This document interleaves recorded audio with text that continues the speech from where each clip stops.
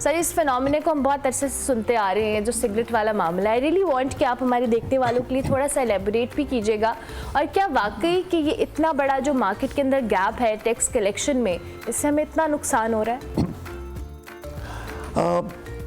शुक्रिया यहाँ बुलाने का। देखिए, मामला ये है कि जो टैक्सों के हवाले से, वो जो किसी ने ऊँट से कहा कि तुम्हारी गर्दन क्यों टेढ़ी है, तो उसने कहा कि अगर जिस्म का कोई और हिस्सा सीधा नज़र आता है तो गर्दन पे एतराज़ करो। तो यहाँ तो जो टैक्स एवेजन है, मुझे 34 साल मैंने FBR की नौकरी की, अब 19 साल से मैं ये वकालत करता हूँ कॉर्पोरेट लॉ की। तो मैं आपको यकीन दिलाता हूँ कि यहाँ कम से कम 8,000 अरब रुपया जो है इसका टैक्स कम इकट्ठा होता है हर साल। और ये मेरी राय नहीं है, ये दुनिया जो पाकिस्तान के जितने बड़े इकोनॉमिस्ट हैं या जो बाहर से लोग स्टडीज़ करते हैं, उनकी भी यही राय है। हमारे यहाँ ये सिगरेट पे तो 2017-18 में 124 बिलियन टैक्स था। पिछले साल 280 अरब रुपए इकट्ठा हो गया। हमने टैक्स रेट बिल्कुल बढ़ा दिए और इस बारे में तो, लेकिन हमारे यहाँ जो एग्रीकल्चर सेक्टर है वो इकोनॉमी का 20% से ज़ायद है, और वो कहते हैं कि इस पे 850 अरब रुपया टैक्स अदा करने की गुंजाइश है या ज़रूरत है, और वो इकट्ठा करते हैं टोटल 4 अरब रुपए। हमारे यहाँ रियल एस्टेट पे 500 अरब रुपए का टैक्स एवेजन है। हमारे यहाँ रिटेल सेक्टर वाले जो हैं, उनके लिए पिछले साल एक स्कीम लाए थे कि जी आप ये थोड़े से पैसे दे दें, तो उससे सिर्फ चंद लाख रुपए इकट्ठे हुए, लोगों ने टैक्स नहीं दिया। पाकिस्तान में वो कहते हैं कि कोई 30 लाख दुकानें हैं, उनमें से सिर्फ 40,000 टैक्स अदा करती है। देखो ऐसा ही है हमारे यहाँ। तो आप कोई शोबा देख लीजिए, उसमें असल मसला जो है वो मेरे हिसाब से कि एक आम आदमी ये समझता है कि ये जो हुकूमत है, इसे टैक्स लगाने का या मुझसे टैक्स लेने का कोई हक नहीं है।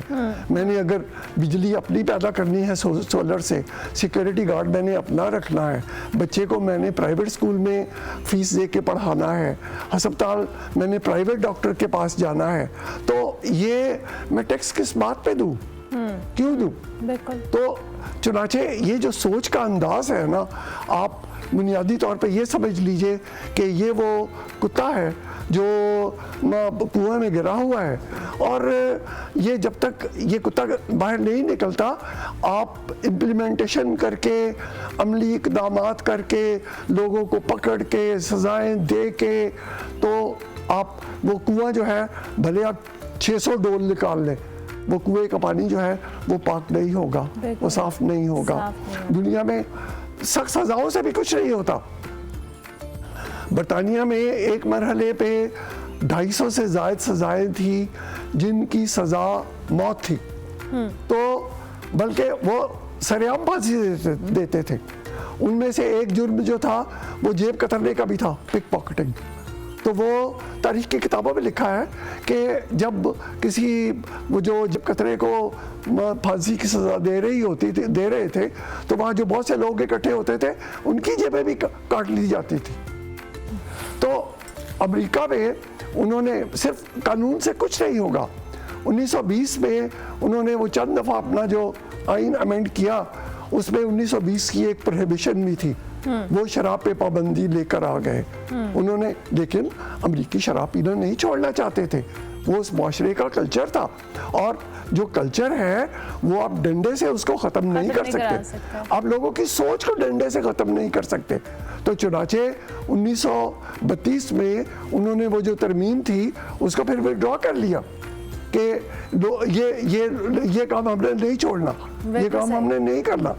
तो हमारे यहाँ पाकिस्तान में जो टैक्स है ये सिगरेट पे बिल्कुल होगा, बिल्कुल है, लेकिन अब इस बारे में जो दो राय हैं, एक है जो पाकिस्तानी कंपनियां हैं वो जो छोटे छोटे हैं, वो कहते हैं जी कि ये जो दो बड़े मल्टीनेशनल हैं, पाकिस्तान टोबैको कंपनी और फिलिप्स मॉरिस, इनके पास बड़े वसाइल हैं, बल्कि पिछले साल के बजट में जब ये बड़ी सख्ती लाई गई तो किसी ने असेंबली में कहा था कि एक सूबाई वज़ीर जो है, उनके शौहर जो है वो एक टोबैको कंपनी के एग्जीक्यूटिव है, तो ये सब कुछ उनकी वजह से हो रहा है। तो और ये बड़े, इनके पास बड़े पैसे हैं, ये जो पाकिस्तान की कंपनियों वाले हैं, ये पैसे दे के इन्फ्लुएंस करते हैं, ये एडवर्टाइजमेंट से इन्फ्लुएंस करते हैं, ये जॉब्स दे के इन्फ्लुएंस करते हैं।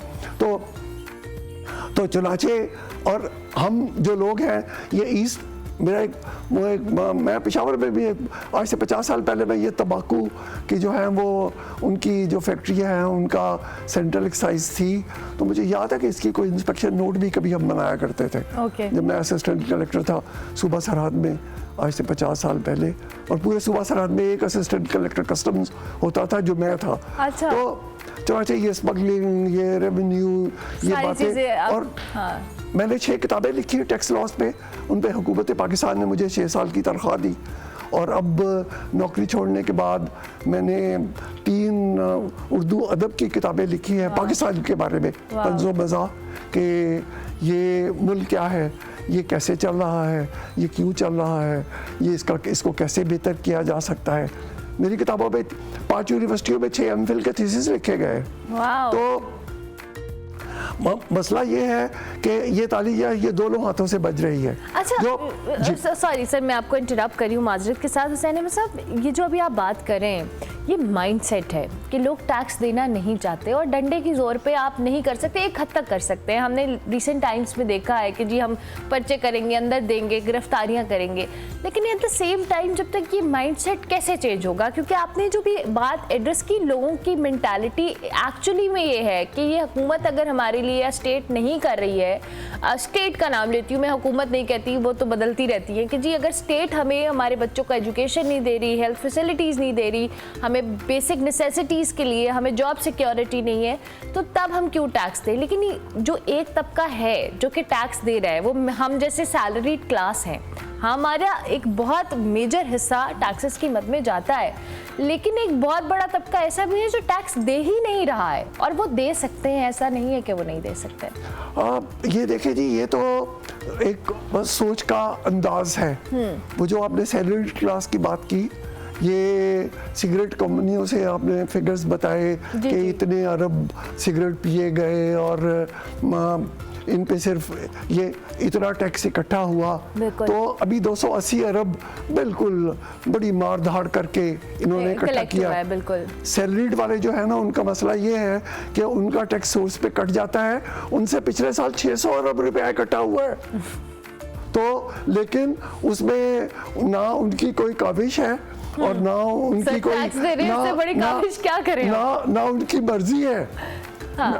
मैंने 17-18 लाख जो टैक्स दिया है पिछले साल, उसमें से 15-16 लाख तो जो मेरे क्लाइंट थे उन्होंने फीस दी, उसमें से 11% काट लिया, 5% सूबाई हुकूमत ने काट लिया सर्विसेज टैक्स में। बिल्कुल, वो तो उसके बगैर वो मुझे चेक नहीं देते। तो आप कह रहे जो दे रहे हैं वो भी जबरदस्ती दे रहे हैं, वो बेशतर जबरदस्ती दे रहे हैं। हाँ। पाकिस्तान में ये सबसे बड़ी बदकिस्मती है हमारी कि हमारा जो टैक्स सिस्टम है, इसका बेशतर इन्हिसार इनडायरेक्ट टैक्सेस पे है। वो टैक्स, जैसे आप ये चाय पी रही हैं, तो ये जो मग खरीदा गया होगा तो इसके ऊपर टैक्स, जो सेल्स टैक्स है, मेरी चाय वैसे नीचे आ गई है। वो जो मग पे टैक्स है, इसमें जो पत्ती है उस पे टैक्स है, इसमें जो चीनी है उस पे टैक्स है, ये पानी गर्म करने के लिए जो सुई गैस इस्तेमाल हुई है उस पे टैक्स है, और ये सारे इनडायरेक्ट टैक्स जो है ये इकट्ठे करने आसान है। डायरेक्ट टैक्स को बहुत कम लोग देते हैं, और पाकिस्तान में मेरे अंदाजे से इनडायरेक्ट टैक्सेस जिनका बोझ बेशतर गरीब तबके पे पड़ता है। पाकिस्तान का अमीर तरीन बंदा भी जब चाय पीता है तो वो जो चीनी है उस पर उतना ही टैक्स देता है जो आपका यहाँ सफाई करने वाला अपने चाय पीता है तो उसमें वो 2 बल्कि ये 3 चम्मच डालता है, ये ज़्यादा टैक्स देता है, वो कम टैक्स देता है। तो यहाँ टैक्सेस जो है उनका डायरेक्ट इनडायरेक्ट का ये भी लंबी एक फिलॉसफी है, इसकी तरफ हम नहीं जाए तो बेहतर हम वापस टैक्स हो गया सिगरेटों पे आ जाए। तो चुनाचे जो लोकल मैन्युफैक्चरर्स हैं वो कहते हैं जी कि ये जो दो बड़ी ईस्ट इंडिया कंपनी है ये हमें मार्केट से बाहर निकालना चाहती है और इसीलिए इन्होंने ये जो टैक्सों का मौजूदा निज़ाम बनाया है उस पे आम आदमी जो वो काम नहीं कर सकते। मेरी एक से बात भी हुई, वो जब ये अब उन्होंने किया क्या है कि ये जो सिगरेट है उसके पीछे एक फ़िल्टर लगा होता है और वो जो फ़िल्टर है वो पाकिस्तान में नहीं बनता ना, उसकी जो टो है बेसिक टो एसीटेट वो बाहर से इंपोर्ट होती है। वो जो टो एसीटेट है उस पे 4,500 रुपया पर किलोग्राम गवर्नमेंट ने टैक्स लगा, एक्साइज ड्यूटी लगाई है। बिल्कुल सही। फिर वो जो टो है उसको एक फिल्टर रॉड बनाते हैं लंबा सा, वो जो फिल्टर बनता है फिर वो कट के सिगरेट वाले लगाते हैं।